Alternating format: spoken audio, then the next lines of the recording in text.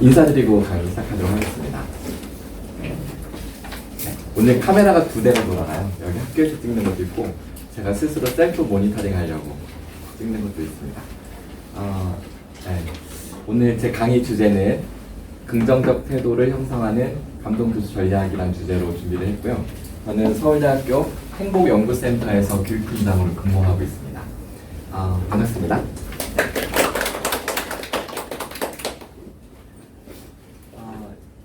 저희 연구소는 행복을 가르치는 우리나라에서 유일한 연구소예요. 실제로 행복을 연구하는 유일한 연구소이기도 하고요. 그래서 심리학적으로 혹은 경제학, 보건학, 의학, 철학 여러 가지 융합적인 연구로 행복을 연구하면서 거기서 나오는 여러 근거 있는 그러니까 에비던스를 바탕으로 교육 프로그램을 만들어요. 이제 일반인들도 따라하면 행복감이 이렇게 올라갈 수 있다. 검증된 프로그램을 이제 교육하는 게 제가 하는 일인데, 그러다 보니까 이 태도 교육은 거의 관건이더라고요. 이 성공적인 행복 수업에. 그래서 이 분야에 대해서 더 집중적으로 파고 들어가게 됐는데, 사실은 제 박사학위 논문 주제이기도 합니다. 제가 박사학번이 밝히는 것도 좀 우습지만 02년도에 입학해서 14년도에 졸업을 했어요. 좀 그 기간 동안 뭐 취업을 하거나 이래서 늦어진 것도 있지만 처음에는. 그런데 2008년도에 논문 프로포저를 해놓고 무려 거의 한 7, 8년을 맨 땅에 부딪히듯이 헤맸습니다. 왜 그러냐면 교육학자들이, 전 전공이 교육공학입니다만 교육공학인데 교육학에서 태도를 최근에 근 50년 사이에 손을 안 댄 거예요. 특히 한 20, 30년 동안은 거의 불모지와 같았습니다. 그래서 학생들 태도를 바꾸려면 어떻게 해야 되지? 그러면 기껏 들을 수 있는 것은 지식을 열심히 주입해야지 이거예요.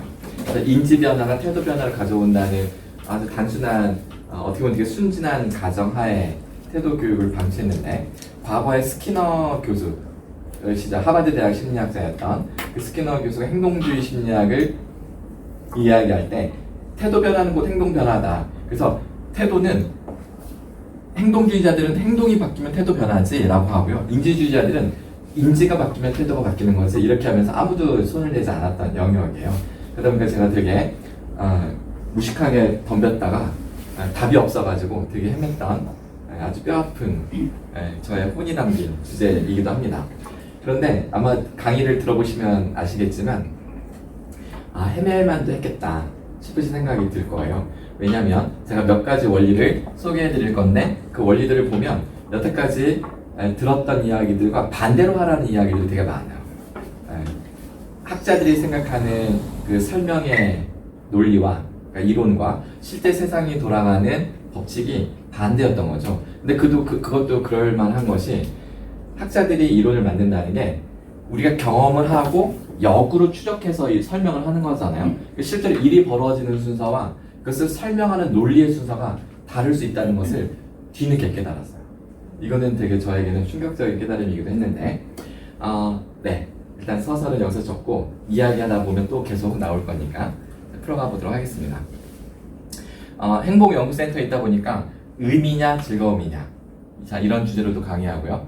그리고 합리적 의사결정 시대에서 직관적 의사결정 시대로 시대 정신이 변화한 것에 대해서도 이야기하고, 그리고 이제 감동교수법 이야기하는데, 이 모든 것이 단 하나의 행복이라는 키워드로 이렇게 수렴이 됩니다. 그래서 오늘 좀 이렇게 관심을 갖고 보셔도 좋을 것 같아요. 작년 2018년도에만 한 달에 한 2-3개 학교씩 다녔던 것 같아요. 근데 이걸 그대로 올해도 이어받아서 한 달에 한 2-3개 학교씩, 작년에 40개를 다녔네요. 제 강의를 듣는 학생들의 자발적 수강생인데 이 친구는 간호학과 학생인데 자기 전공은 정답을 추구하는 수업이라서 되게 딱딱했지만 제 수업에서는 끊임없이 태도 변화를 유발할 수밖에 없는 그런 질문들도 좀 던지고, 그렇다고 해서 막 생각하는 수업이 아니에요. 아주 가벼운, 이렇게 살짝 터치하듯이 이렇게 탁탁 짚고 가는데 그게 학생들에게는 다소 충격적이었던 것 같아요. 그러면서 기억에 남는 수업이라고 스스로 올린 그 수강 후기입니다. 되게 많아요, 이런 후기가. 그리고 서울대에서 교수법 특강, 사실은 이거를 처음 시작하고 나서 CTL에 이제 그 강사 섭외 이게 쭉 이어진 거예요. 소문이 난 거죠. 처음 듣는 이야기다, 새롭다, 근데 되게 실질적이고 태도가 진짜 바뀐다. 나아가서 여대로 활용하는 교수법 이런 것들 이야기할 겁니다. 그리고 소크라티브라는 어플이 꽤 인상적이었다 이런 이야기가 있잖아요. 오늘 제 강의를 이 소크라티브 어플을 가지고 간단한 퀴즈를 풀면서 시작을 해볼게요. 퀴즈를 제가 4가지를 준비했는데 이 퀴즈를 풀다 보면 제 강의의 핵심 메시지가 다 들어가 있어요. 그래서 사실은 이것만 들어도 되는 아주 엑기스를 준비했습니다. 스마트폰을 꺼내서 요거 설치해 주세요. 소크라티브 선생님용, 학생용이 있는데 소크라티브 학생용을 지금 설치해 주세요. 네, 제 원고 맨 첫 페이지에도 이제 써놓긴 했었죠, 그죠?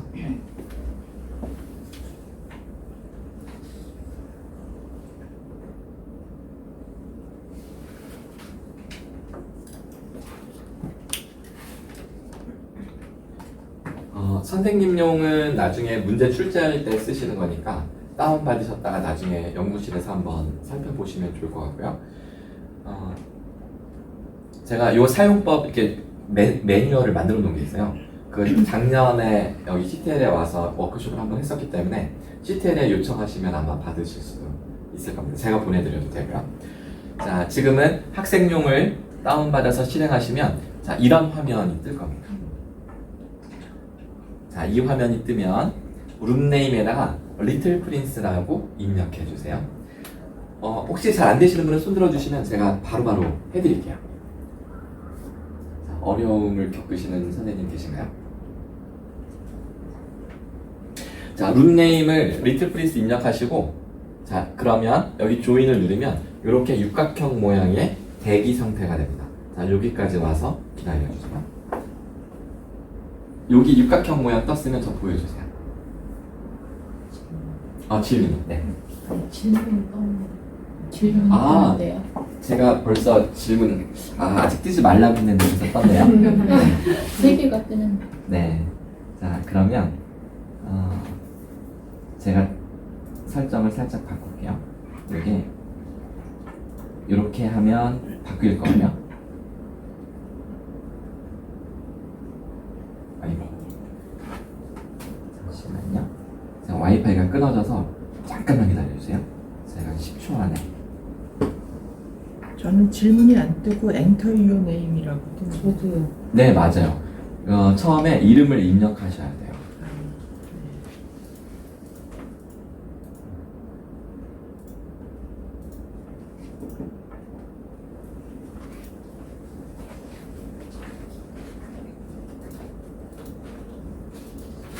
자, 화면에 보시면 제가 소크라티브로 이미 만들어 놓은 이 많은 퀴즈 목록들이 있는데 여기서 교수법 특강용으로 만든 거를 제가 여기 teacher paste가 요 선택을 하고 실행을 할 겁니다. 여기 require name이라고 교수님들 이름을 요청을 했기 때문에 자, 시작할 때 이름을 입력하시고 들어오시게 될 거예요. 자, 지금 스마트폰 화면을 다시 봐주세요. 자, 그러면 이 문제가 떠 있을까요? 네. 자, 그러면 한 학기 동안 열심히 수업을 하시고 학기 말에 교수님께서 학생들에게 기대하는 궁극적인 교육 목표 A, B, C 중에 하나만 고르세요. 나는 정말 이거 하나, 다른 거는 양보해도 이거는 꼭 얻고 싶다.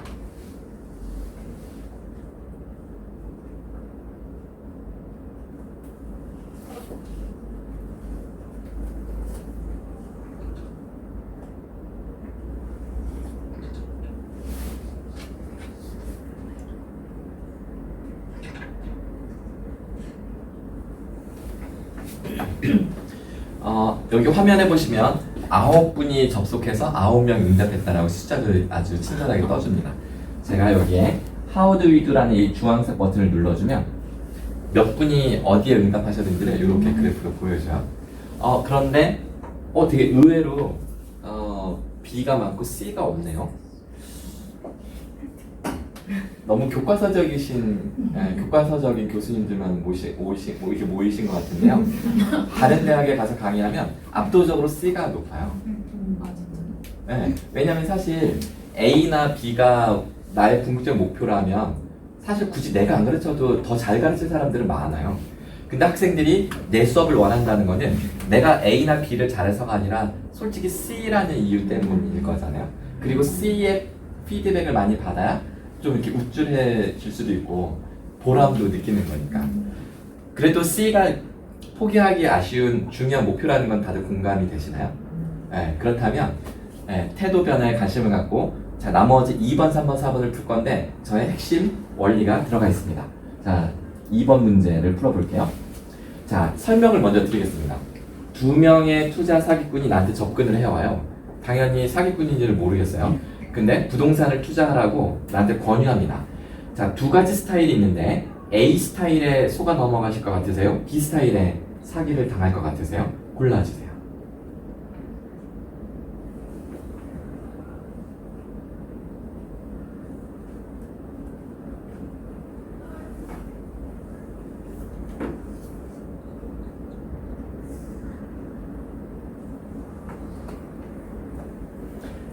자, 네. 지금 10분 중에 7분 답변하셨는데 한번 결과를 열어볼까요? 짠. 아, 이거는 제가 기대했던 대로 A의 응답을 많이 하셨는데요. 네, 어떤 대학에 가도 보통은 80%까지 나와요, A가. 자, 그런데 실제로 사기꾼들이 쓰는 전략은 A가 아니라 B입니다. 그리고 설득 심리학, 설득술 전문가들도 B 전략을 써야 사람들이 속아 넘어간다라고 이야기합니다. 근데 중요한 것은 정작 사기를 당한 사람 입장, 속은 사람 입장에서는 나는 A 전략으로 접근해왔기 때문에 속았어 라고 항변을 합니다. 그게 사기의 기술이에요. 되게 어설프게 접근했지만 속는 사람들은 자기가 완벽해서 속았다라고 핑계를 댑니다. 그리고 그들은 대부분 대학 교수예요. 그 대학교 교수님들 강의에서만 A가 압도적으로 많고요. 교수님들이 아닌 나머지 대상을 강의로 하면 다 B가 많아요. 현실을 아는 사람들은 B라는 걸 알고 있지만 아직 사기를 당해보셨거나 아직 현실을 모르시는 분들은 A라고 생각을 하시는 거죠. 자, 여기 핵심 메시지는 어설퍼야 상대방의 태도를 바꾸기가 더 쉽다는 겁니다. 우리가 알고 있었던 것과 상당히 다르죠. 그 이유를 좀 이따 근거를 보여드릴 거고요. 자, 2번째 원리로 넘어갈까요? 자, 이번에는 자, 높은 산을 힘들게 등산해서 드디어 정상에 올랐습니다. 자, 이럴 때 나는 다음에 2가지 이유 때문에 당연히 행복한데 그 중에서도 특히 내가 이 산을 다시 온다면 A 때문에 다시 올까요? B 때문에 다시 올까요? 나를 더 기쁘게 행복하게 만들어주는 원인은 A일까요? B일까요? A는 예측 가능한 사건입니다. 내가 미리 기대하고 간 거고요. B는 뜻밖의 경험이에요. 예를 들면 갑자기 제가 지금 뭐가 하나 생각이 났는데 뭐가 생각이 났냐면 교수님 혹시 페이스북 하시나요? 요즘 대학생들은 페이스북을 안 해요. 이제 페이스북 시대는 가고 인스타 시대가 되었습니다. 그래서 저는 학생들하고 인스타로 이제 또 소통을 시작을 했는데 이게 제 페이스북인데 여기에 올려놓은 사진을 보여드릴게요. 지난 추석 명절 때 어디 안 가고 여기 갔어요. 제주도. 여기 한라산. 저희 아내가 나 이번에 아무 데도 안 갈 거야. 놀러 가자 그래서 여기 갔습니다. 근데 여기 올라가니까 저 뒤에 보이세요? 네. 구름 위에 우리가 붕 떠 있는 거예요. 그러니까 구름 이게 태풍 지나가고 바로 그 다음 날이거든요. 그러니까 구름 위에 백록당만 봄끝 솟아오른 그곳에 올라갔던 거죠. 생각지 못했던 그 풍경에 정말 멋졌습니다. 이게 저희 아이들이고요. 이게 내려가는 이 동영상도 있는데 지금 사진만 있네. 하여간 이런 경험을 했어요. 자, 이랬을 때 올라가는데 5시간 죽는 줄 알았어요. 내려오는데 5시간 다리가 풀려가지고 진짜 이 오일 파스타 예약해 놓은 것만 생각하면서 정말 영혼 없이 내려오는 거. 자, 이랬을 때 어떤 것이 우리가 산을 다시 오른다면 과연 그 이유가 될 것인가? 교수님들의 답변을 열어보겠습니다. 짠! 잘하셨어요. 이 B가 우리가 이 산을 다시 온다면 바로 이것 때문이에요. 태도 변화는 예측한 사건이 아니라 예측하지 못했던 뜻밖의 사건이 우리의 태도를 바꿉니다. 네, 절대적이에요. 근데 우리는 교육할 때 뭐라고 하냐면 사전에 학습 목표를 미리 알려주고 우리 실라버스에 꼭 쓰게 돼 있잖아요. 그리고 나서 학기 말에 평가해서 그 성과를 학점으로 확인시켜 주잖아요. 이런 식으로 접근하는 방식은 아이들의 태도 변화에 전혀 효과가 없고 이거는 오직 관리적 관점에서의 관리 편의상 어프로치라고 할 수 있습니다. 요즘에 우리 교육 시스템이 대량 생산 시대 컨베이어 벨트 시스템을 닮았다라는 비판이 요즘 갑자기 뜨고 있는데 그 말이 딱 맞아요. 오직 관리적 관점에서 접근한 것이지 학생들 입장 생각하면 학생들은 늘 이렇게 새로운 경험이 필요한데 우리는 그 모든 것을 예측 가능한 사건으로 바꾸어 놓고 플랜을 세운 다음에 힘들게 고단한 그 예측된 길을 걸어가도록 푸시만 하고 있었던 거죠. 자, 그러면 예측하지 못한 사건을 경험시켜주는 원리를 이따 설명드리겠습니다. 자, 마지막 문제입니다. 자, 어떤 보험사가 이벤트로 고객 설문조사를 실시할 때, 자, 다른 거리에 나갔어요. 자, 그래서 이쪽 거리에서는 이 보험사 직원들이 안녕하세요. 저 이벤트 나왔는데요. 자, 이거 5,000원짜리 상품권 받으세요라고 상품을 다 막 나눠줘요. 그리고 그 뒤에서 다른 직원이 저희 이벤트로 설문조사하는데 이 설문 좀 해주시면 너무 도움이 되겠습니다라고 합니다. 자, 순서가 5,000원을 먼저 주고 설문 요청을 해요. 자, 두 번째 이쪽 거리에서는 5만원짜리 상품권을 자, 이게 5만원이라고 치고 딱 들고 이거 설문해 주시면 저희가 5만원을 드리는 이벤트를 합니다. 자, 이거 설문해 주세요. 그럼 저희가 5만원 드릴게요. 이렇게 요청을 합니다. 어떤 경우에 설문 응답률이 더 높았을까요? 자, 뚜껑을 열어볼까요? 우리 교수님들의 답변은 역시 B가 많았네요. 네. 합리적인 관점에서는 당연히 B를 선택해야 될 것 같지만 실제 실험에서는 A의 응답률이 2배 이상 높았습니다. 그리고 실제로 사람들의 태도가 바뀌는 원리는 우리가 예상하는 합리적인 방식이 아니라 매우 직관적이고 비합리적인 방식으로 작동합니다. 네. 그런데 그 사실을 우리가 인간이 깨닫기 시작한 게 얼마 되지 않았어요. 이러한 인간의 비합리성을 증명해서 이들이 인간관을 패러다임을 뒤집었다. 그래서 이들에게 노벨상을 주기 시작한 게 불과 15년 정도밖에 되지 않아요. 그 역사가 길지 않습니다. 이게 사실은 우리는 그동안 인간에 대한 심각한 오해 속에서 잘못된 방식으로 접근을 했고 사람들은 따라서 불행해져요. 이 합리적 통제 방식 속에서는 그런 걸 이제 알게 된 거죠. 자, 그러면 이제 문제를 이렇게 풀었는데 이 소크라티브는 참 재밌는 게 자, 기자 피니시를 눌러요. 그러면 자, 이런 표가 나옵니다. 제가 이름과 응답 현황을 열어보면 초록색은 정답, 빨간색은 오답. 네. 나중에 강의하실 때 학생들과 이런 거 활용하시면 되게 도움 되겠죠. 심지어 이거를 엑셀 파일로 그대로 저장을 해서 이렇게 백업도 해 놓을 수 있습니다. 문항별 정답률, 학생별 정답률, 그리고 이걸 보면서 이렇게 문제로 돌아가서 이거 정답률이 11%밖에 안 되네. 뭐였지? 문제로 돌아가서 다시 설명하고 또 다시 돌아올 수도 있고 자, 이런 기능을 가지고 있는 소크라티브 유용하니까 나중에 관심 있으시면 활용을 하시는 것도 좋은데 더 좋은 활용법은 아이들에게 시키는 겁니다. 자, 너희들 팀 프로젝트 발표할 때 발표만 하지 말고 문제도 몇 개씩 만들어서 푸는데 문제를 소크라티브를 이용해서 하렴 이렇게 시키시기만 하면 자동적으로 되고 교수님들은 옆에서 즐기시기만 하면 되는 그런 프로그램입니다. 자, 이렇게 핵심적인 원리를 세 가지를 살펴봤는데요. 제가 이번에는 본격적으로 하나씩 설명드리겠습니다.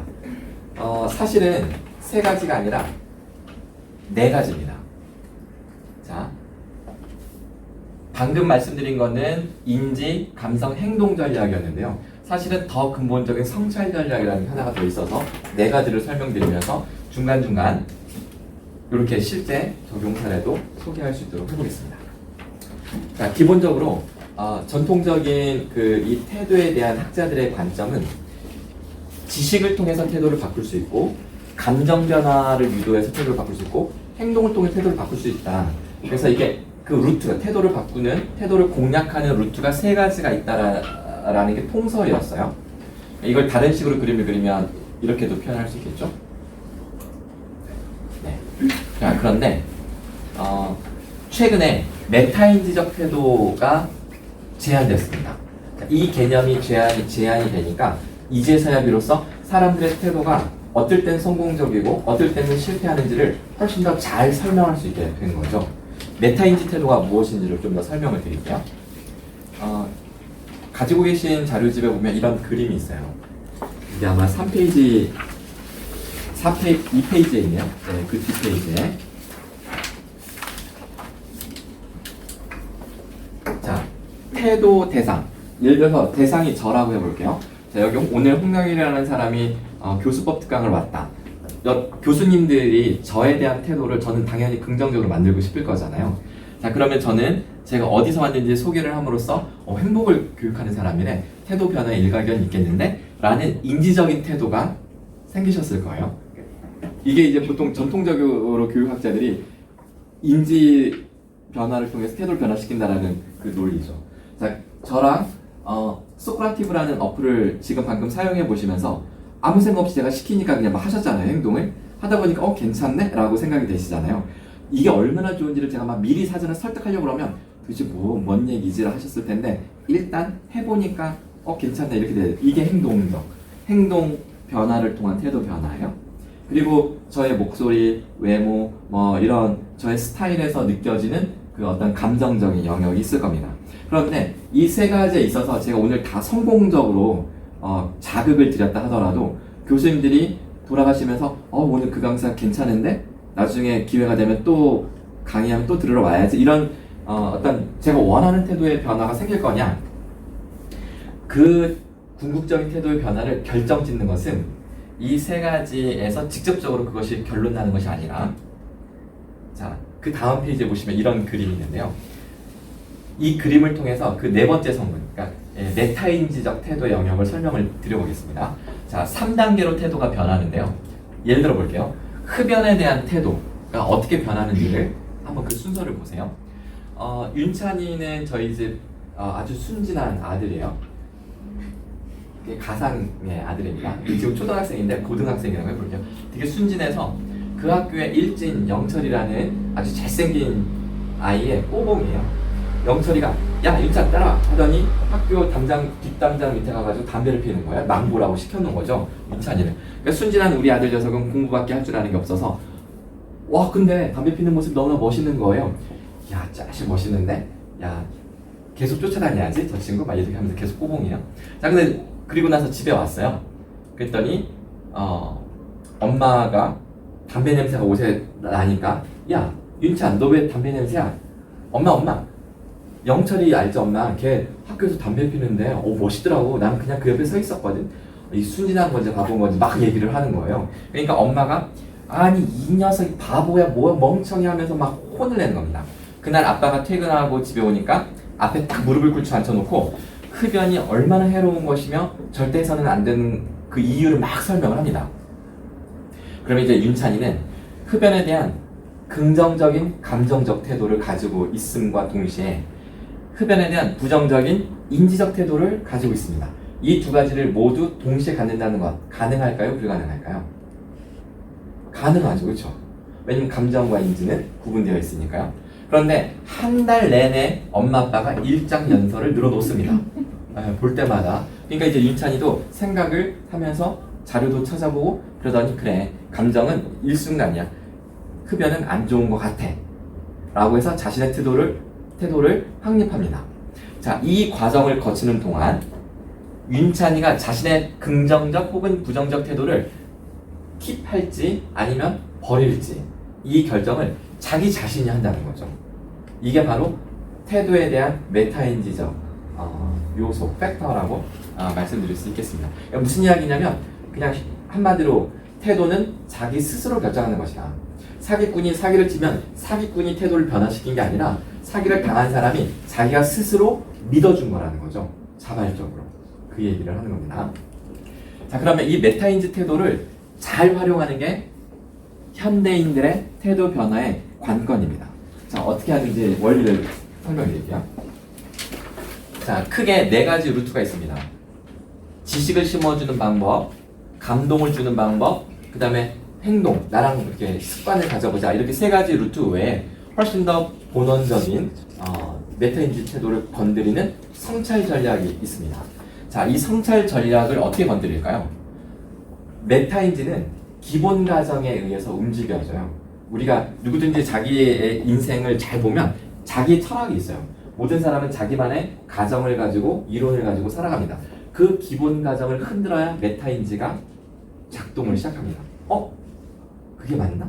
이게 아니면 어떡하지? 라고 하면서 메타인지가 작동하는 거죠. 사실 메타인지를 교육시킨다는 건 되게 어려운 일이에요. 하지만 기본 가정에 의문을 제기하면 쉽게 메타인지를 흔들 수 있습니다. 내가 여태까지 믿어온 게 사실이 아닐지도 모른다는 흔들어 놓는 거죠. 제가 하나 예를 들어볼까요? 제가 이번 학기에도 우리 여기 제가 교육대학원 강의 오는데 학생들이 제가 그날 그 질문 하나 던졌더니 집에 갔는데 카톡으로 교수님 더 자세히 배워보고 싶습니다. 참고 도서 추천해줘. 막 이렇게 카톡이 막 날라오는 거예요. 어떤 질문을 던졌냐면 우리 교육학자들은 구성주의에 관심이 많아요. 근데 이걸 소개하기 위해서 어떻게 했냐면 자, 여러분들 앞에 제가 보이시죠? 그러면 여러분들 앞에 제가 보이는 것은 제가 이 자리에 서 있기 때문인가요? 아니면 여러분들이 여러분 앞에 저가 서 있다고 믿기 때문에 보이는 것인가요? 이 두 가지 중에 무엇이 더 맞는 설명이죠? 라고 질문해요. 그럼 학생들은 교수님 서 있으니까 보이는 거죠? 라고 합니다.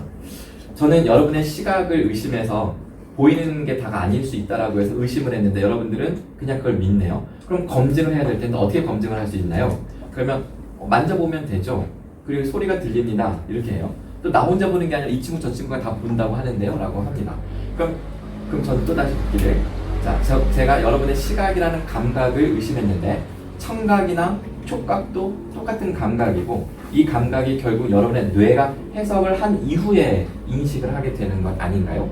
라고 하면서 결국 여러분은 여러분의 감각을 스스로 검증할 방법을 아무도 가지고 있지 않다. 따라서 여러분 앞에 서 있는 제가 실제인지 아닌지를 여러분은 스스로 검증할 방법을 못 갖고 있다. 라고 이제 문제제기를 하면 갑자기 멘붕 상태가 와요. 그러면서 옛날에 디카프리오가 주연했던 인셉션 영화 이야기를 하면서 꿈으로 쭉 들어가다가 나중에 다시 빠져나가 나왔는데 마지막 결말이 이게 꿈에서 완전히 빠져나온 줄 알았는데 뭐야 아직도 꿈이야? 하면서 이 영화 확 끝나잖아요. 사람들을 완전히 경악하게 만들면서 끝나는 그런 영화인데 자 지금이 꿈일까 현실일까? 당연히 구별할 수가 없어요. 왜냐하면 현실이라는 개념은 이거잖아요. 우리의 예를 들어 이렇게 설명하는 거죠. 제가 이렇게 설명했어요. 내가 수명이 다해서 죽었어. 그럼 나 이제 귀신이 됐어. 그럼 내 귀신인 내가 볼 때 나는 현실 세계를 떠나서 비현실 세계에 있는 걸까요? 아니면 지금 내가 귀신인 내가 나의 현실 세계에 있는 걸까요? 그러면 당연히 현실 세계라고 하죠.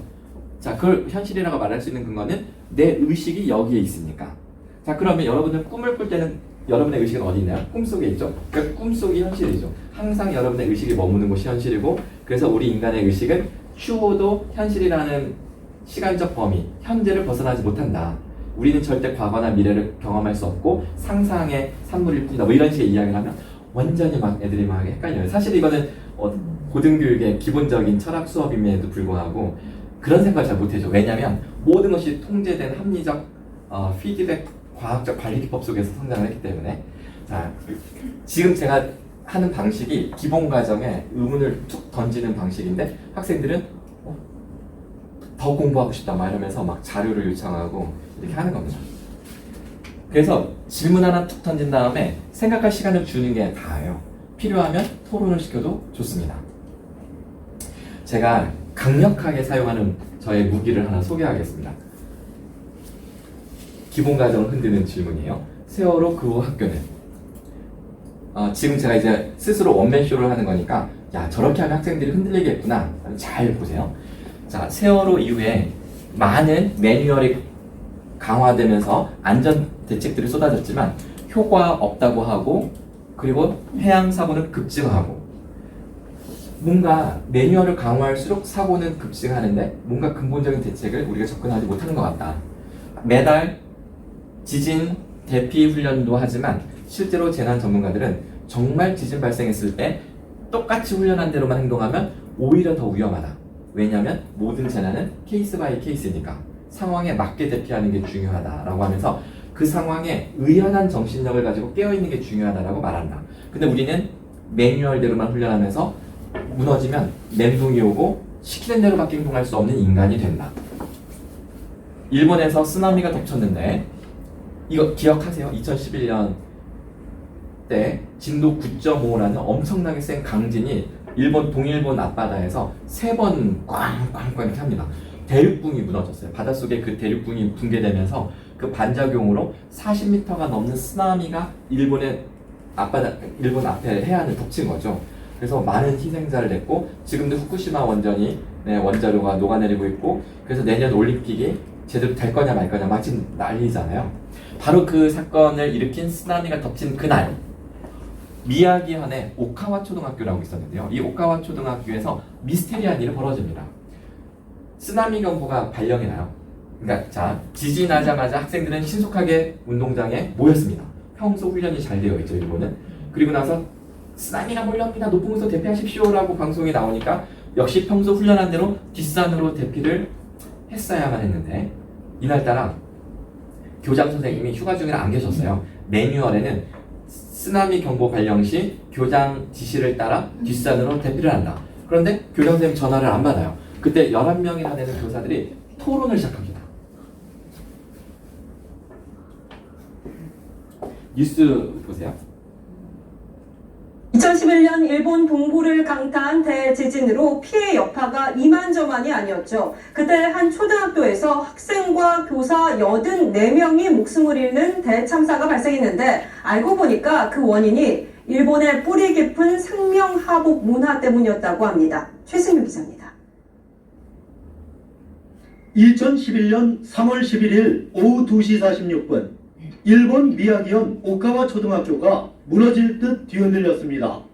교사들은 지진 매뉴얼에 따라 어린이들을 운동장으로 대피시켰습니다.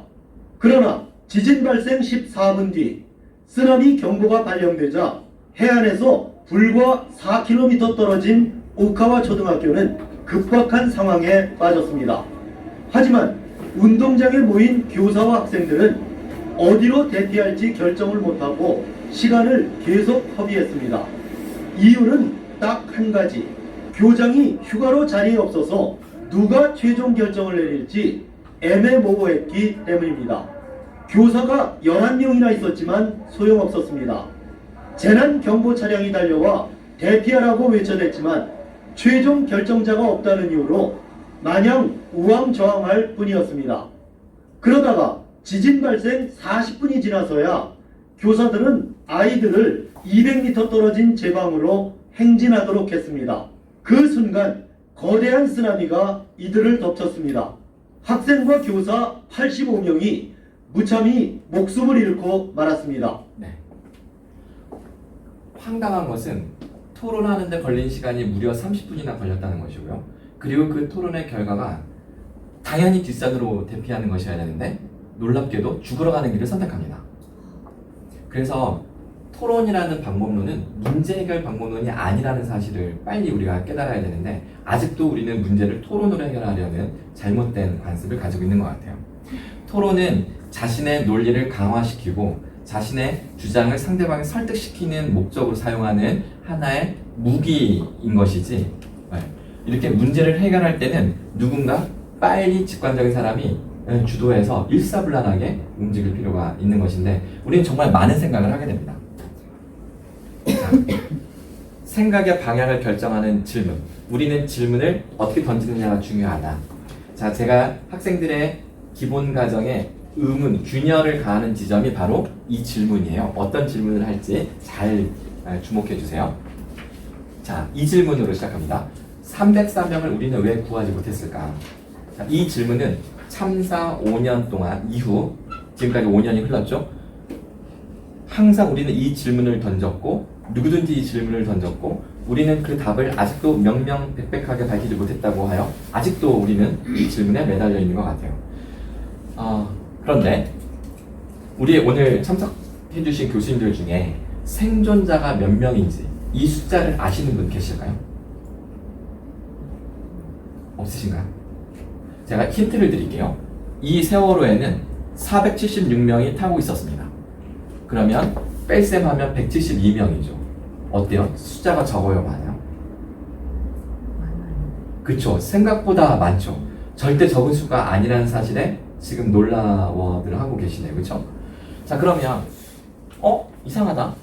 가만히 있으라는 방송 때문에 사람들이 다 못 나간 거라며, 근데 생존자가 172명이라고? 생각보다 많은데? 그러면 도대체 이 172명은 어떻게 살아나온 거지? 이들의 생존에 대해서 누군가가 질문하는 것을 들어본 적이 있으신 분 계실까요? 자문해 보신 적도 당연히 없겠죠. 자, 그런데 교수님들은 학생들과 수학여행을 그러니까 졸업여행을 떠날 수도 있고, 아니면 자제분들과 혹은 남편과 여행을 유럽 여행 같은 거 하다가 언제 그 돌발 상황에 의해서 이런 재난 상황에 직면하지 말라는 법이 없어요. 한 치 앞도 우리는 내다보지 못하는 인생입니다. 자, 재난이 발생했을 때 내 아이가 있고 우리 학생들이 있는데 인솔자로서 어떻게 그 순간 행동해야 될까요? 라는 질문에 힌트나 단서를 얻으려면 첫 번째 질문에서 교훈이 나올까요? 두 번째 질문에서 교훈이 나올까요? 두 번째 질문이죠. 네. 그런데 이렇게 우리 아이들의 미래 세대를 위해서 중차대한 이 질문을 우리 대한민국 교육계는 5년이 넘도록 이런 질문 던질 상상조차 못했던 것일까요? 이게 바로 우리가 너무 이 문제를 해결하는 것보다는 문제를 설명하는데 지나치게 바이어스 되어 있는 그 합리성 편향적인 우리의 모습을 보여주는 것이 아닐까. 이게 저의 질문이에요. 그럼 학생들이 유치원서부터 초, 중, 고, 심지어 대학교 4학년 무려 16년 넘도록 그 훈련만 받았다는 생각에 애들이 정신이 어지러워진대요. 제가 몇 가지 예를 들어요. 제가 수년 전에 2014년 세월호, 2015년 메르스가 있고 그의 가을에 있었던 사건입니다. 제가 인천에서 저녁에 강의를 하고요.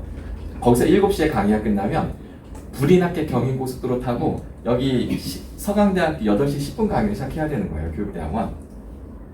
그래서 역시 평소처럼 막 밟고 오다가 여기 무슨 성당 있죠. 그 신수동 성당인가? 뭐 성당이 있어요. 그 앞에 신호등 딱 빨간불. 그러다가 얼른 카톡방에서 애들 막 공지 막 이렇게 하다가 딱 보니까 파란불로 바뀌었네요. 핸드폰을 탁 집어던지고 악셀을 꼭 밟았습니다.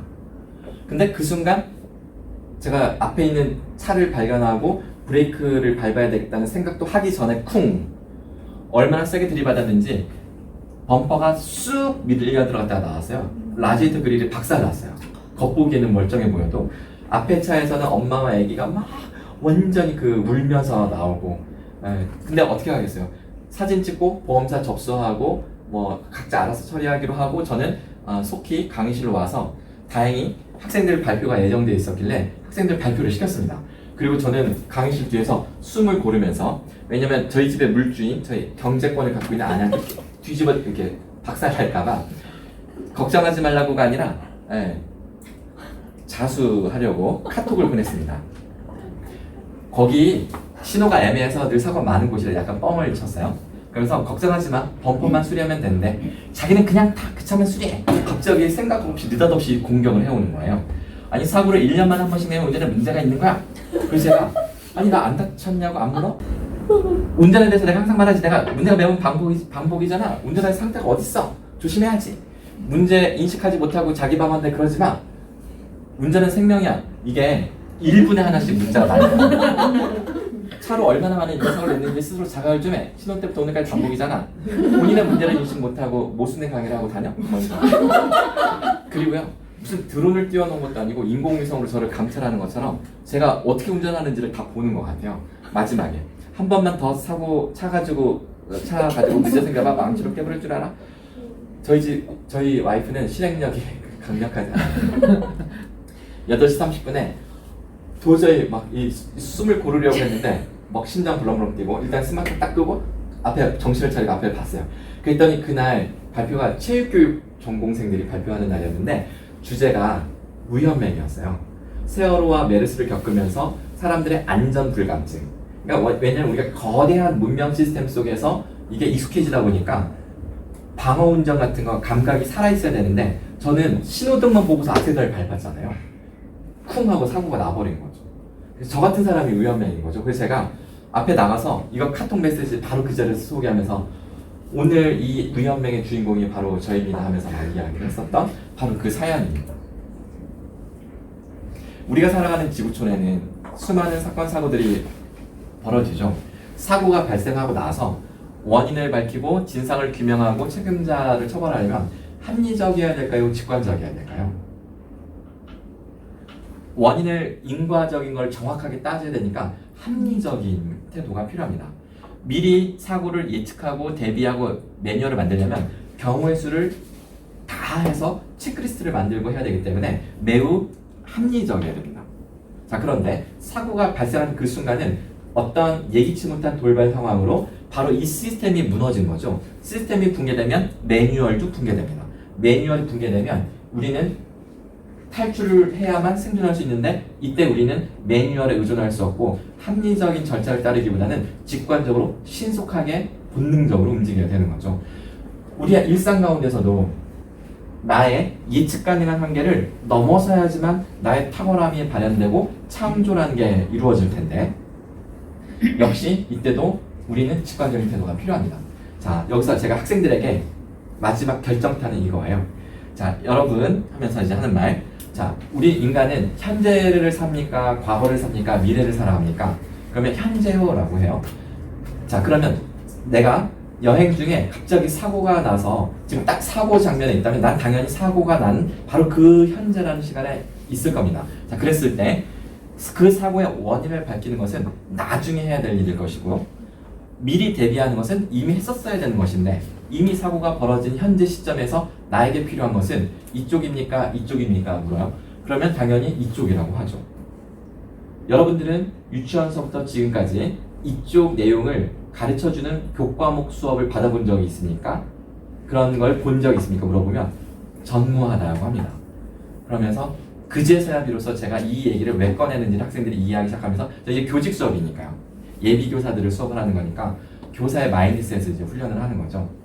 네, 이렇게 딱 시작을 하게 되면 이게 제가 2주차 때 하는 내용이거든요. 그럼 나머지 15주, 16주 수업 끝날 때까지 완전히 애들이 초집중을 하면서 제 수업을 따라와요. 네, 이런 효과를 낼 수 있는 게 기본 과정을 살짝 흔들어주면 애들이 알아서 쫓아오게 된다. 이거는 제 분야가 교육공학이고 문제 해결 방법론을 연구하기 때문에 저는 이런 주제를 갖고 있지만 교수님들도 자기 전공에서 내가 왜 이 분야에 푹 빠졌지? 내가 처음 가졌던 나에게 매력을 느끼게 만든 그 질문은 무엇이었나? 이런 거 한번 이렇게 다시 한번 떠올려 보시는 거죠. 초심으로 돌아가면 그러면 몇 개 떠올리실 수 있을 겁니다. 그거를 적절하게 아이들에게 써먹는 거죠. 아주 드라마틱하게.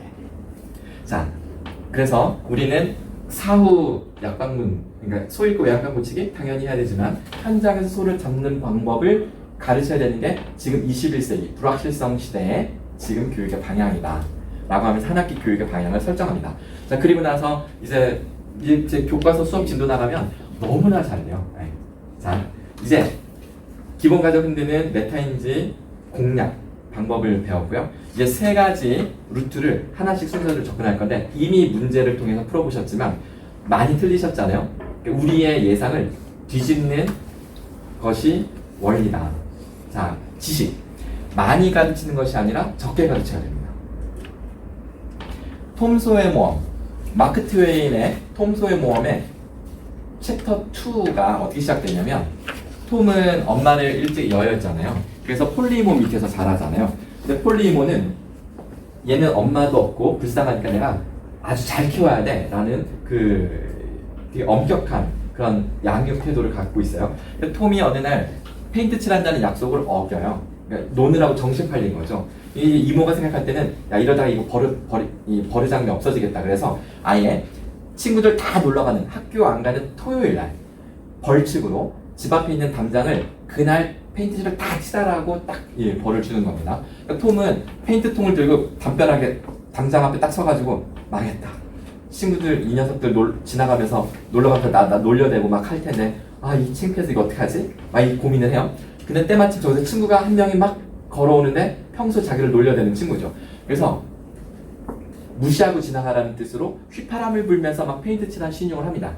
즉흥적으로. 근데 이 친구가 지나가면서 야 톰, 너 무슨 기분 좋은 일 있냐? 라고 물어요. 휘파람 불고 있으니까 톰이 아니 그런 거 없어. 아닌데 너 분명히 기분 좋은 일 있는데 그런 거 없어. 나 지금 페인트 칠하는 거 안 보여? 그러니까 이 친구가 딱 생각하기로 페인트 칠? 야 나도 페인트 칠 한번 해보자. 그랬더니 톰이 안 돼. 이모가 검사한다고 했단 말이야. 빨리 가. 아이 그러지 말고 나 한번 해보자. 야 내가 이거 줄게. 구슬을 하나 딱 꺼내서 줘요. 톰이 딱 솔깃하지만 아예 안 된다니까. 그랬더니 이 친구가 주머니에 있던 모든 유리구슬을 꺼내가지고 야 너 이거 다 가져 라고 합니다. 그래서 톰이 그걸 또 받고 싶어서 그러면 너 조금만 해보는 거다. 유리구슬을 딱 챙기고 친구에게 붓을 넘깁니다. 그리고 나서 그 모습을 친구가 페인트 칠하는 모습을 바라본 톰은 순간 잔꾀가 솟아오르죠. 친구들이 올 때마다 휘파람을 불면서 페인트 칠을 했더니 친구들은 있는 선물 없는 선물 갖다 바치면서 서로 해달라고 요청합니다. 톰은 못 이기는 척하고 페인트 붓을 넘겨줬고요. 그날 손 하나 까딱하지 않고 이모가 시킨 미션을 완수했다는 스토리가 이렇게 나옵니다. 자, 만약에 반대로 톰이 친구들 지나갈 때마다 야 너도 해봐 이거 되게 재밌어라고 설득을 시도했다면 애들이 과연 했을까요? 너 하기 싫어서 그러지 뻥치지 마 하면서 그냥 놀려대고 갔을 겁니다.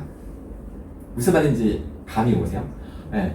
핵심 메시지를 숨기면 숨긴 메시지를 상대방이 스스로 떠올려요. 근데 그게 효과가 되게 큽니다. 자, 예를 들면 또 다른 예를 들어볼게요. 노벨 문학상 노인과 바다로 노벨 문학상을 받은 해밍웨이에게 언론이 인터뷰를 할 때 질문을 했습니다.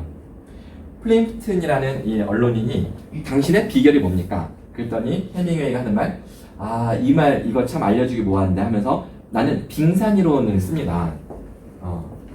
무슨 이야기냐면, 자, 바다 위에 빙산의 일각만 솟아 올라가 있고 나머지는 가려져 있지만 바로 자, 이때 감춰져 있는 부분이 바로 이 작가가 생략할 수 있는 내용을 뜻한다라고 설명합니다.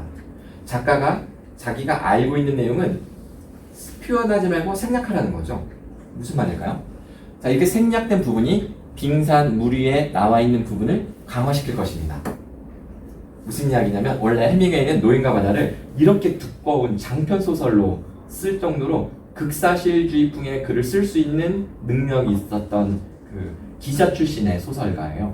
원래 이 해밍웨이는 프랑스 기자 생활 가기 전에 20대 초반에 극사실주의풍의 소설을 썼는데 작가 지망생이니까 근데 흥행을 하나도 못해요. 그러다 프랑스에 가서 거기 있는 예술가들과 그 커뮤니티에 어울리다가 누구를 만나냐면 피카소를 만나요.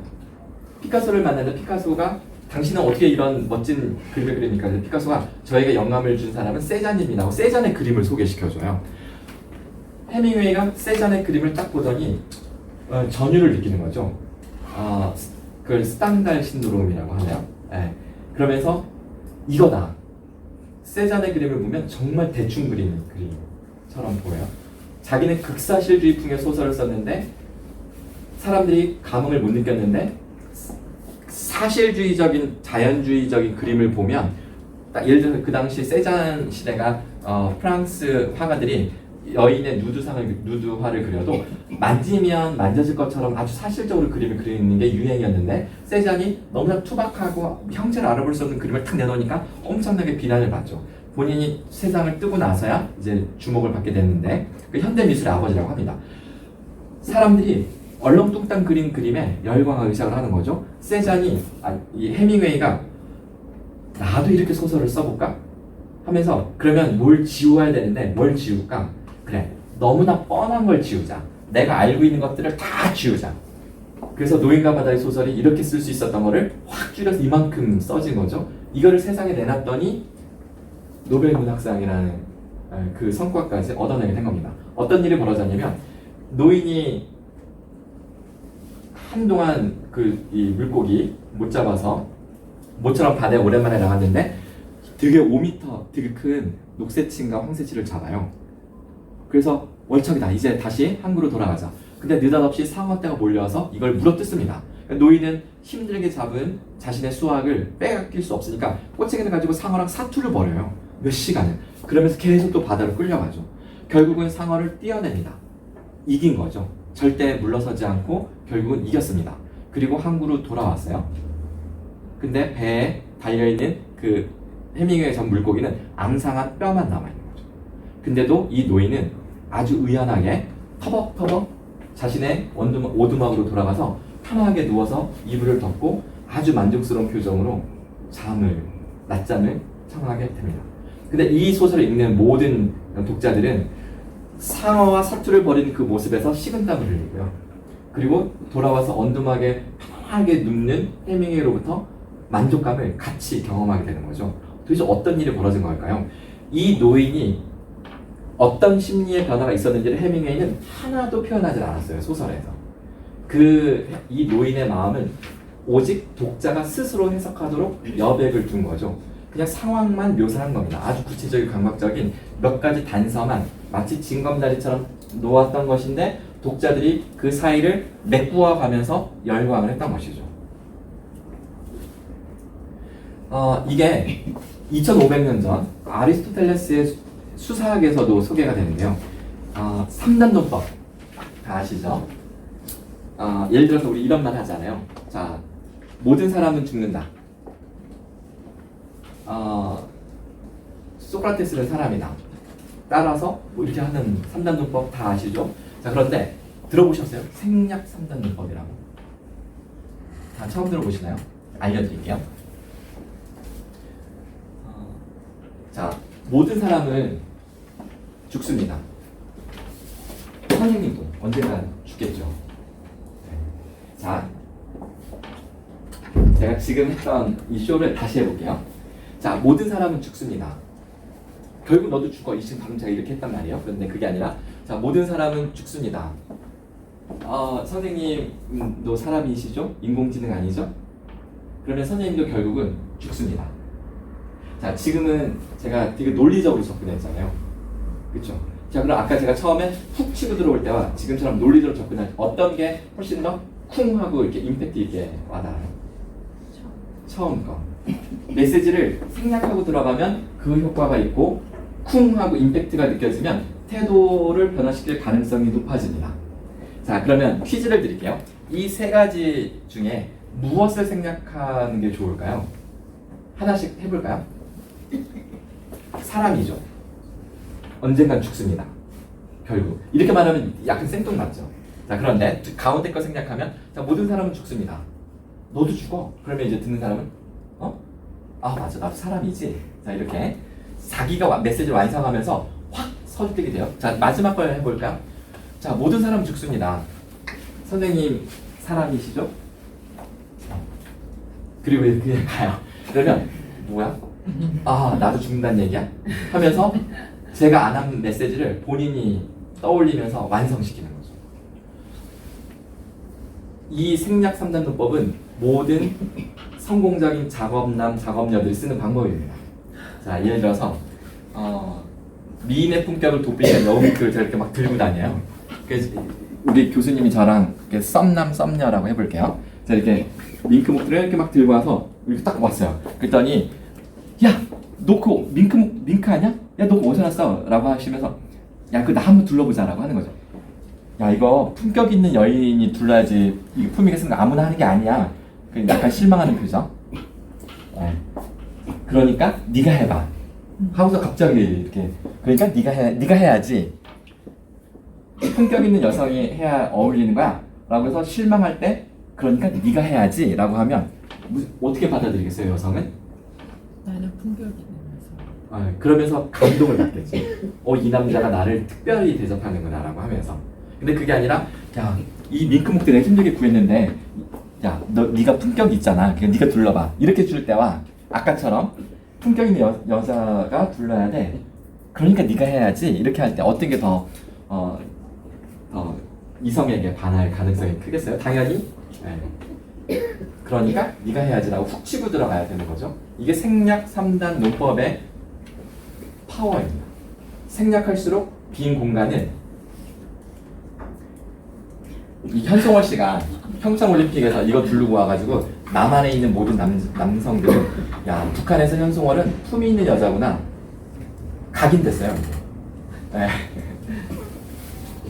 생략된 부분은 우리 머릿속에 인지적인 빈 공간을 만듭니다. 근데 우리 인간은 스스로 그 빈 공간을 견디질 못합니다. 그리고 반사적으로 질문을 던지면서 자기가 스스로 답변을 하고 자신을 설득시키기에 이르게 됩니다. 바로 이것이 사기꾼들이 쓰는 고도의 전략인데 아주 단순하죠. 사기꾼들이 쓰면 악의적인 목적으로 쓰면 나쁜 거지만 교육자들이 선의를 가지고 이 전략을 쓴다면 학생들의 태도를 우리가 원하는 대로 긍정적으로 바꿀 수가 있는 거죠. 그래서 의도만 좋다면 이 방법을 why not? 왜 안 쓰겠어요? 그죠? 써야죠. 심지어 아예 말을 멈추는 게 더 효과적일 때도 있습니다. 애리조나 총기 난사 사건이 있고 나서 그 추모식에서 오바마 대통령이 연설을 하다가 이런 대목이 나와요. This country lives up to our children's expectations. 이렇게 확 얘기하는데 본인이 얘기하다가 감정이 이렇게 복받쳤나 봐요. 그다음에 말을 잊지 못합니다. 말 잊지 못. 영상을 한번 보여드릴게요.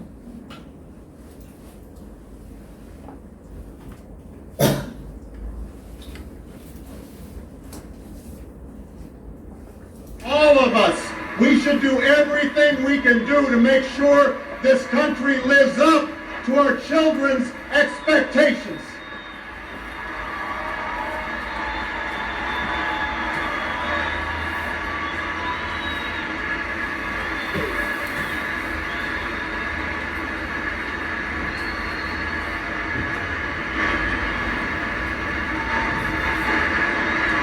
자, 말을 잊지 못하고 고개만 왔다 갔다 하는데 청중의 반응은 점점 더 고조됩니다.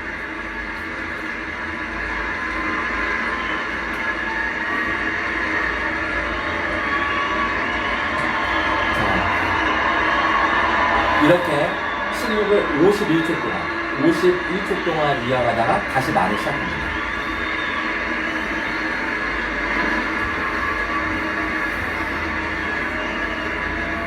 As has already been mentioned, Christina was given to us on September 11th, 2001.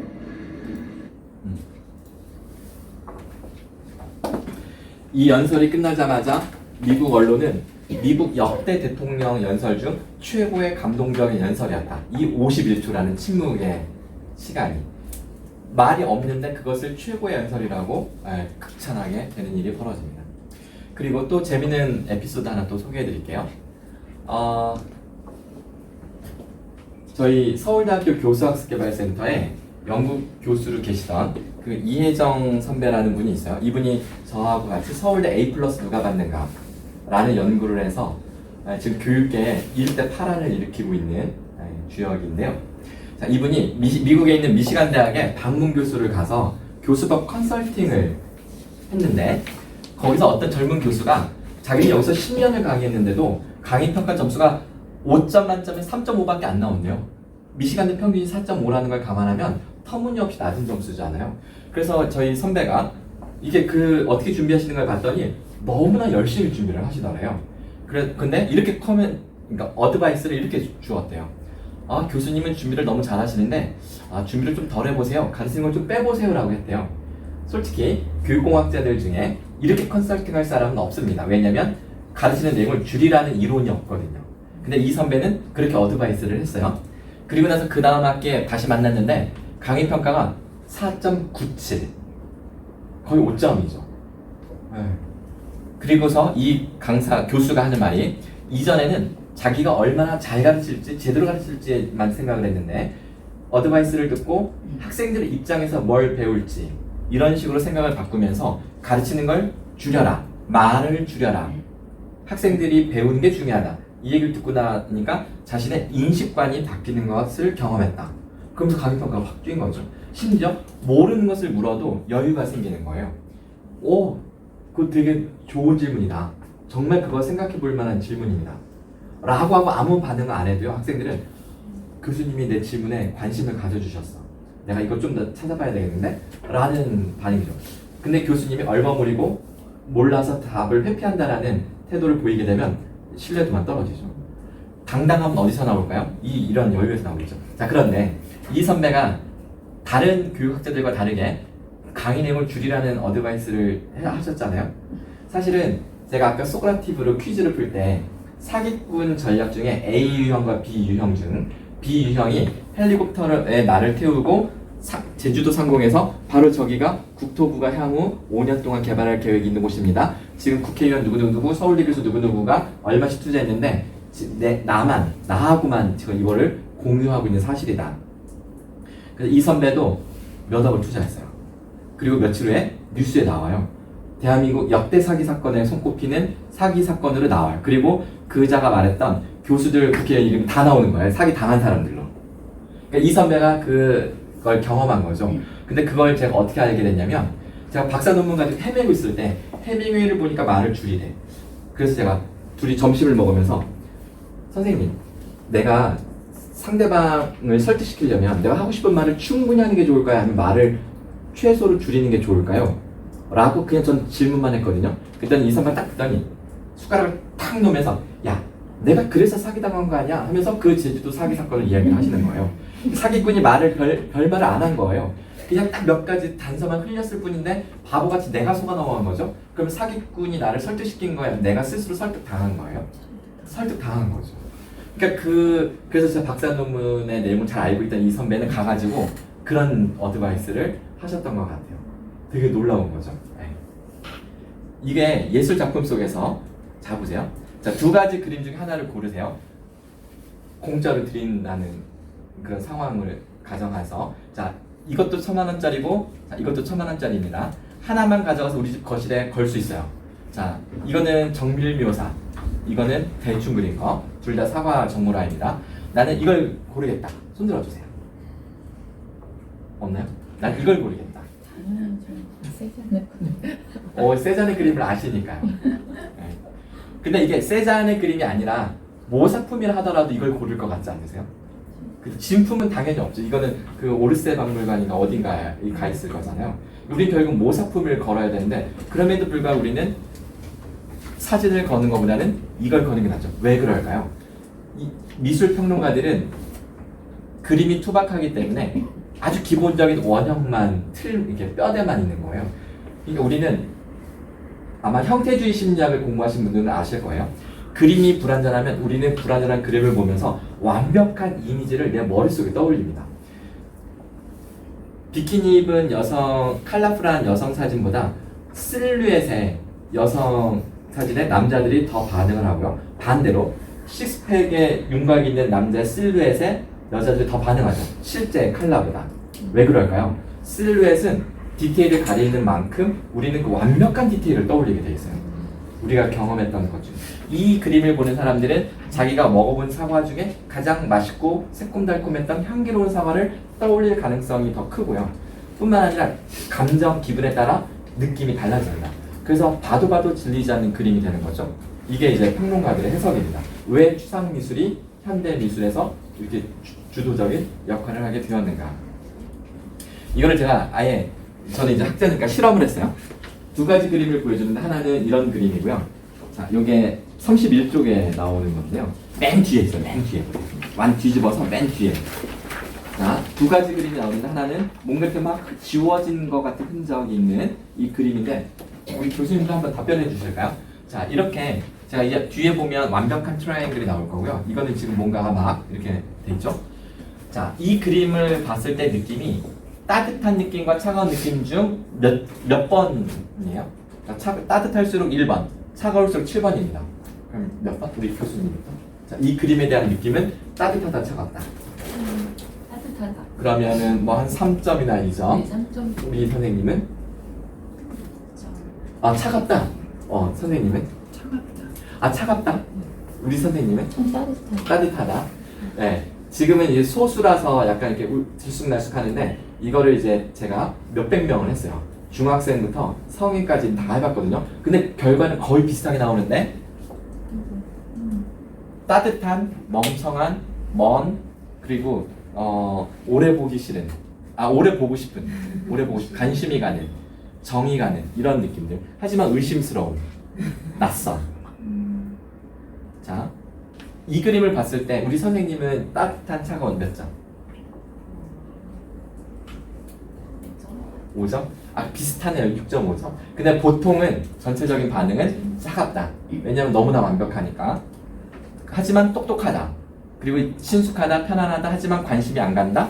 신뢰는 가지만 오래 보고 싶지 않다. 이런 반응이죠. 제가 이것을 정리를 해보니까 이게 원래 이런 식으로 해가지고 태도 검사할 때 쓰는 기법이에요. Semantic Differential Method라고 해서 이렇게 했더니 자, 이 그림은 좋아하는 사랑스러운 밝은 친절한 예쁜 오래 기억에 남는 동시에 불안정하고 낯선 이런 느낌이 공존합니다. 그러니까 사기꾼이 어설프면 의심스럽긴 한데 자꾸 마음이 가요. 자, 그런데 이 완벽한 메시지는 신뢰할 수 있고 영구적이고 익숙하고 완벽하고 그렇게 보이지만 오래 보기 싫고 정이 안 가고 답답하고 사랑스럽지 않은 느낌이 공존합니다. 자, 이 정도 실험 결과를 우리가 봤다면 이제 교수님들께서 학생들과 한 학기 내내 만나시잖아요. 학생들 앞에 요즘에 올해는 컨셉팅 시대라고 하잖아요. 교수님의 컨셉을 이렇게 하시겠습니까? 이렇게 컨셉팅 하시겠습니까? 있죠. 하지만 시험 때나 아이들에게 뭔가 정보를 줄 때는 그 순간 모드를 전환해서 이런 모습으로, 그러니까 이게 왔다 갔다 할 줄 아는, 그러니까 카멜레온처럼 변신에 능하셔야 돼요. 그런데 일상에서는 이게 좋다. 근데 우리는 이걸 모르고 항상 완벽하려고만 하면서 학생들에게 차가운 이미지와 신뢰는 주지만 졸업하면 잊어버리는. 하지만 우리가 원하는 것은 학생들이 정말 그 교수님 감동적이었어 라고 기억해 주기를 바라는, 그러려면 이 전략이 필요하다, 이런 거죠. 메시지를 줄여야 돼요. 생략해 되면 여백을 마련해야 됩니다. 이탈리아 피렌체에 가서 이게 아카데미아 박물관에 이게 실물이 있어요. 제가 망원 렌즈를 들고 다니거든요. 사진 찍는 걸 좋아해서 갔더니 여기가 입구인데 저기 이렇게 보여요. 그래서 제가 줌을 쫙 당겨서 찍으니까 이 사진 나왔죠. 그런데 딱 보니까 이거 일반 내가 한국에서 도로에서 늘 보던 그 큰 차이가 없는 그런 사진이 나왔습니다.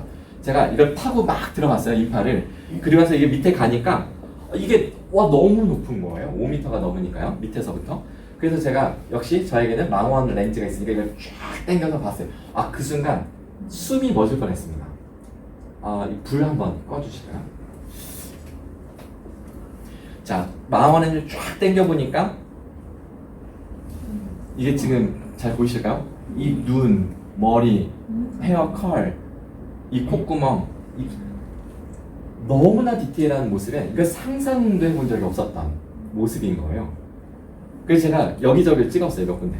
자, 귓바퀴 막 이런데, 그리고 여기 보시면 여기 힘줄, 막 쇄골, 여기 보세요, 이런 힘줄. 이런 거 아셨어요? 그냥 너무나 깜짝 놀랐습니다. 이게 좀 다른 것도 있겠지만 이 자체가 워낙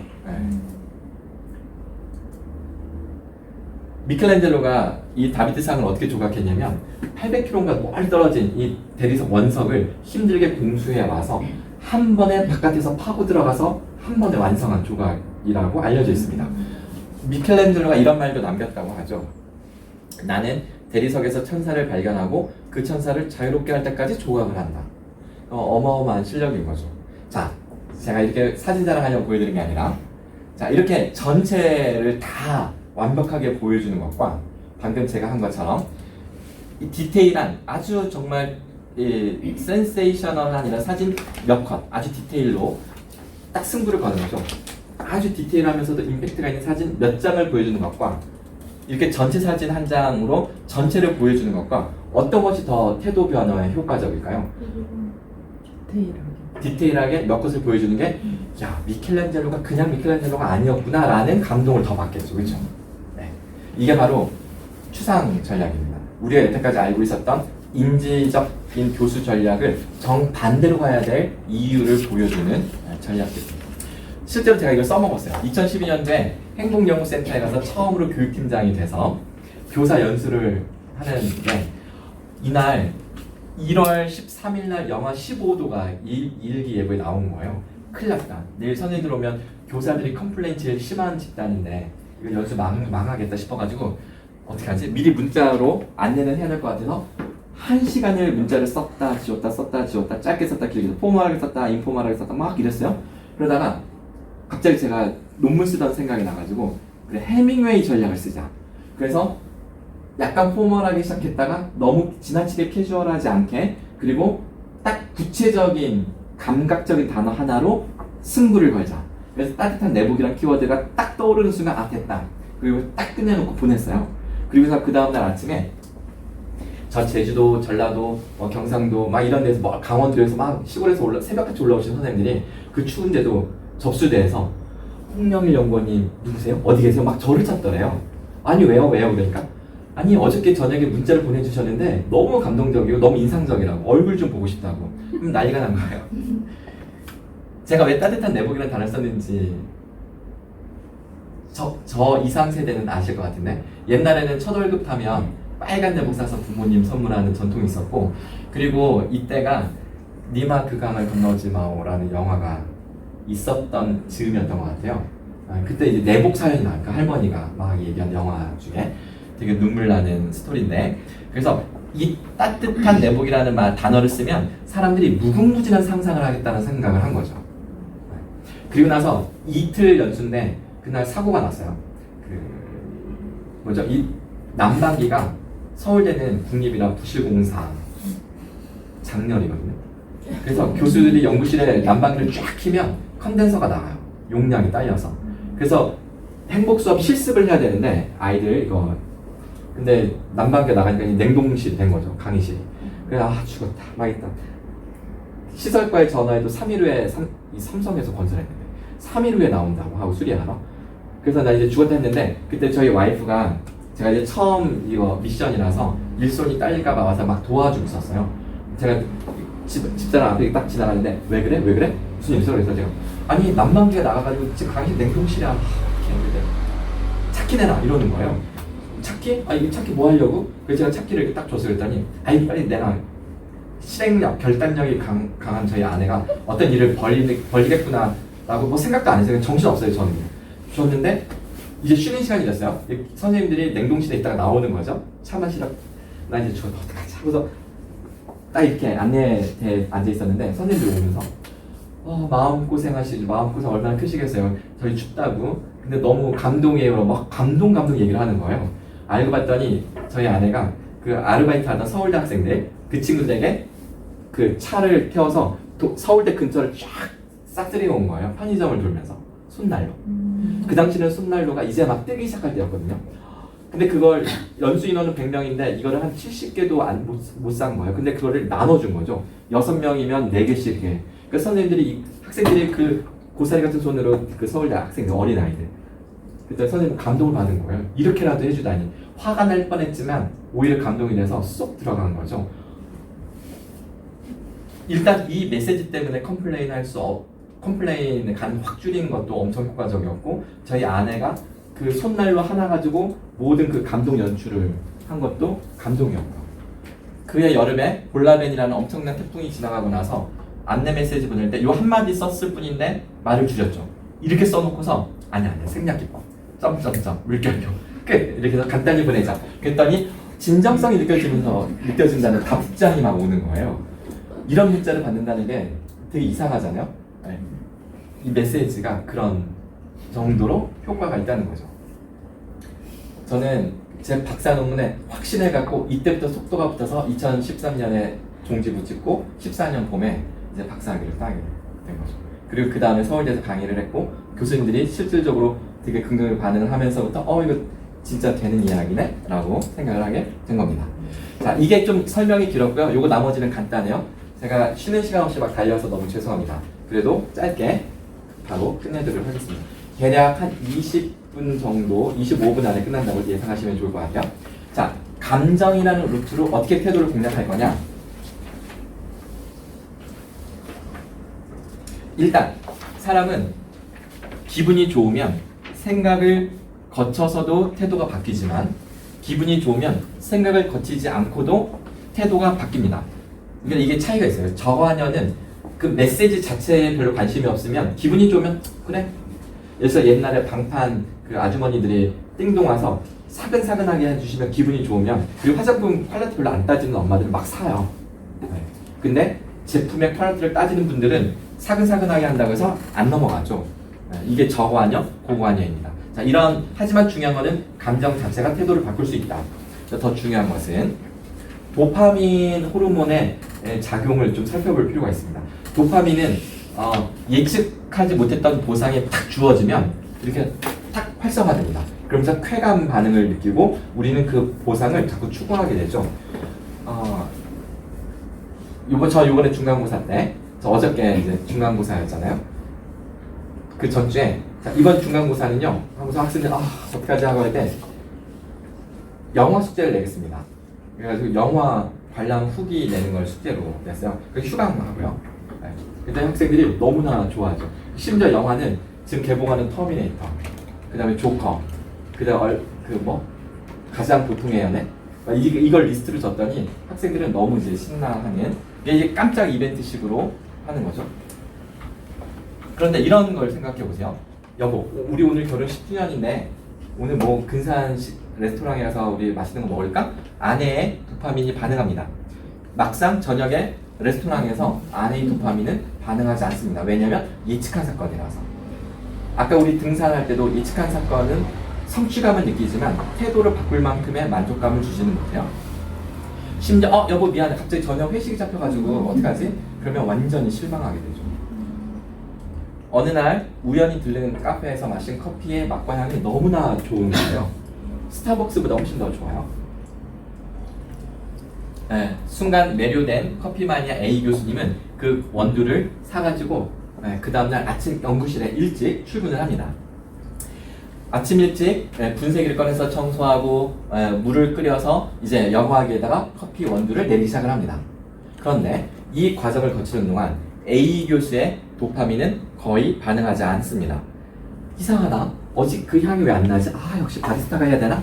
막 이러면서 되게 아쉬워하고 있는데 갑자기 뜬금없이 B 교수가 문을 놓고 하고 들어오더니 A 교수 왜 이렇게 향이 좋아? 하면서 같이 마시자. B 교수의 도파민은 반응을 하는 거죠. 이게 도파민의 원리입니다. 예측하지 못한 상황에 반응하는 도파민의 원리를 적절히 활용해주면 학생들을 들었다 놨다 하는 것이 가능합니다. 제가 조금 다른 예를 보여드릴게요. 요거는 6쪽, 7쪽. 자, 여기 보시면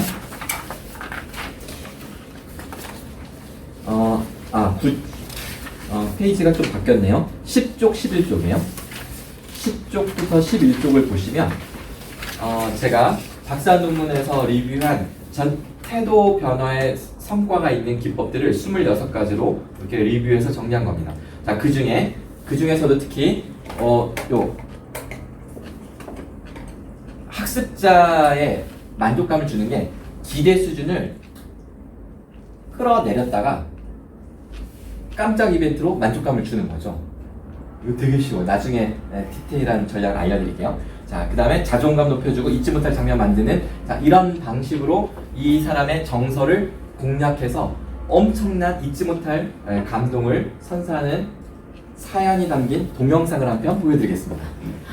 아시아인으로서는 최초로 아카데미 시상식에서 평생 공로상을 받은 한국인이면 누구나 좋아하는 성룡의 이야기입니다. 성룡은 영화 인생이 40년이 이제 갓 넘었어요. 자, 중국의 어떤 방송국에서 성룡을 요 앞에 세워놓고 이벤트를 꾸민 거예요. 그러니까 축하를 해주고 싶어가지고. 그래서 자, 앞에 성룡이 있어요. 그리고 여기는 그 스턴트 팀 멤버들이에요. 성룡의 그 회사에.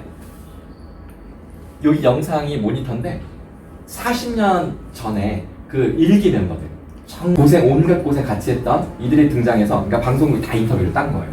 그래서 형님 축하드립니다. 형님 덕분에 제가 이렇게 잘 컸습니다. 너무 고맙고요. 막 이런 식으로 인사를 해요. 축하 인사도 하고 고맙다는 인사도 하고. 성룡이 감동을 받겠죠. 자, 이런 이벤트인데, 자, 여기까지는 뭐 초등학생도 생각할 수 있는 이벤트죠. 하지만 그 이상입니다. 영상을 보시죠.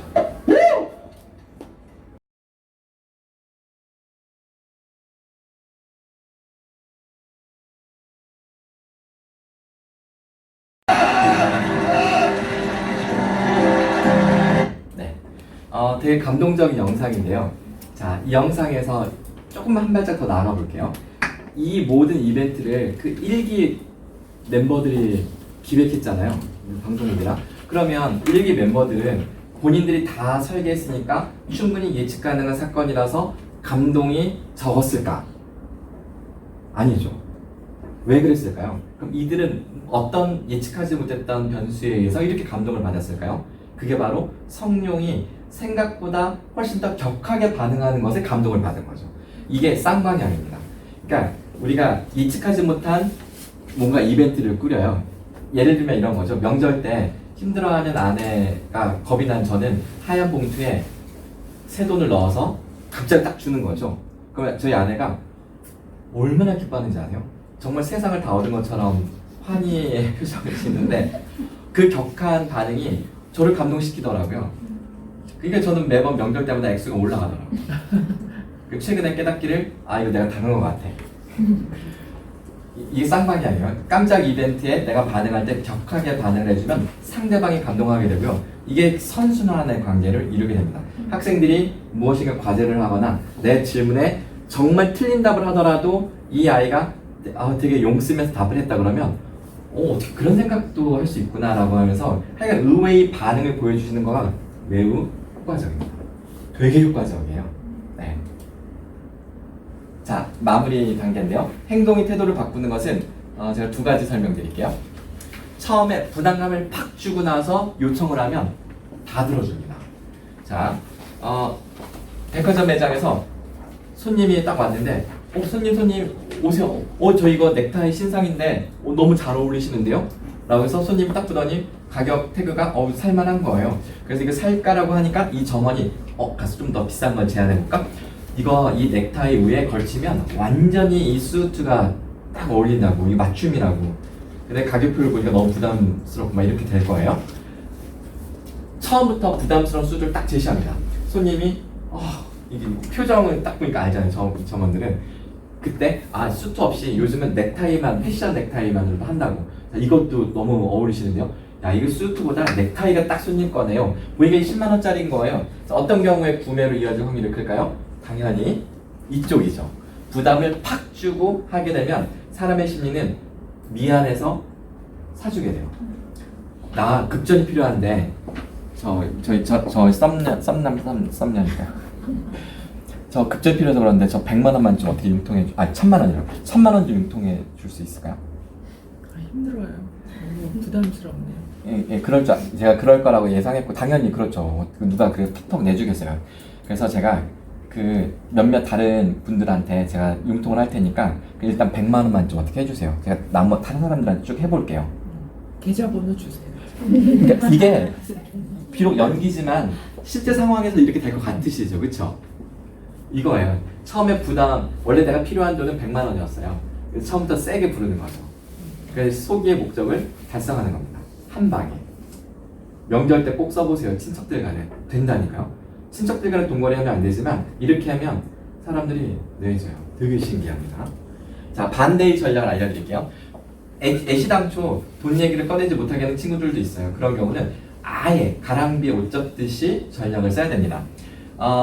이걸 풋 인더도어 기법이라고 하는데요. 왜 풋 인더도어 기법이냐면 옛날에 방판하시는 분들이 띵동 여보세요 저 화장품 아줌마예요. 안 삽니다. 딱 끊어버리잖아요. 그러니까 이제 이분들이 전략이 띵동 저 화장품 아줌마인데요. 저 목이 타서 물 한 잔만 얻어 마시고 갈 수 있을까요? 그러면 이거 이렇게 막 못해요 거절을. 그럼 알겠어요. 그래서 시원한 물 한 잔 떠서 못 들어오게 하고 문 바깥에 나와서 이렇게 딱 줘요. 벌컥벌컥 들이마시는 이분이 사모님 얼굴이 예쁘셔서 그런지 물맛이 너무 시원하다고 막 이렇게 해요.